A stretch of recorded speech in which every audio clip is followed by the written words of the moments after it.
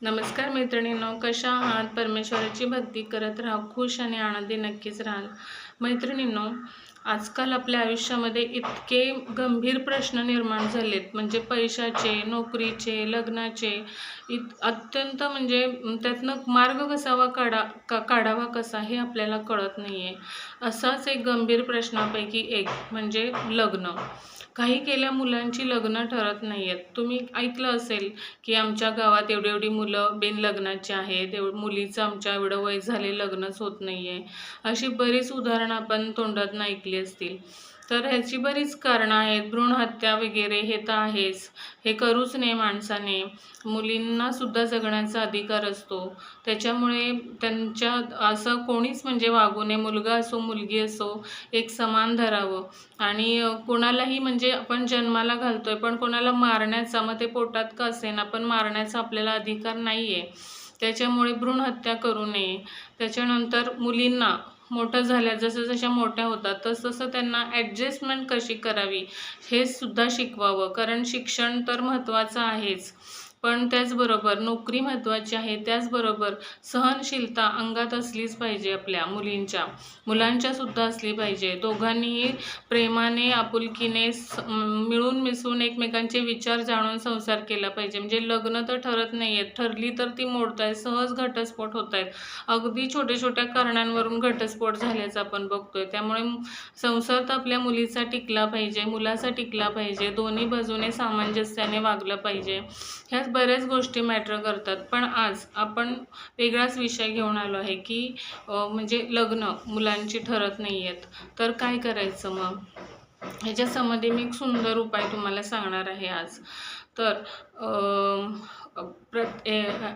काय करायचं आपण, एक असे मुठभर काळे उडीद असतात, काळे उडीद मुठभर घ्यायचे आणि ते एका कागदामध्ये, कागदाच्या अशा 5, 1 2 3 4 5 असे 5 एवढे छोटे छोटे कागदाचे तुकडे तुम्ही समोर ठेवा. एका हाताने एक मुठभर उडीद असे त्या एक कागदावर तुम्ही ठेवा. परत मुठभर घ्या अख्खे काळे उडीद, तर ते दुसरे पण मुठभर घ्या, दुसऱ्या कागदावर ठेवा. असे 5 कागदांवर 5 मोठी उडीद ठेवा आणि त्याच्यामध्ये एक एक गुळाचा खडा ठेवा. गुळाचा खडा ठेवल्यानंतर त्याचं पॅकेट बनवा तुम्ही. पॅकेट बनवल्यानंतर तुम्ही हे मंगळवारचा दिवस महत्त्वाचा आहे. मंगळवारी जाऊन जो आपण काय म्हणतो की आपण महादेवांना कोणती इच्छा सांगितली की ती लगेच पूर्ण होते.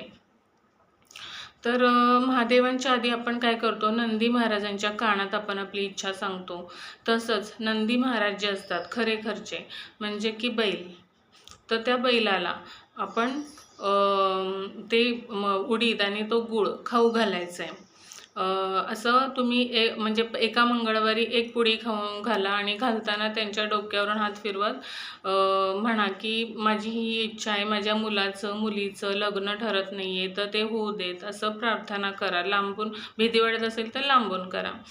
त्याच्यानंतर दुसऱ्या मंगळवारी पण अशीच पुडी नेऊन चारा आणि आपली इच्छा बोला.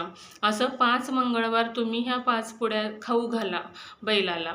आणि तुम्हाला कळणार पण कधी कधी तर असे अनुभव आलेत लोकांना की 5 मंगळवारच्या आतच त्या मुलीचं किंवा मुलाचा विवाहाचा योग जुळून आला.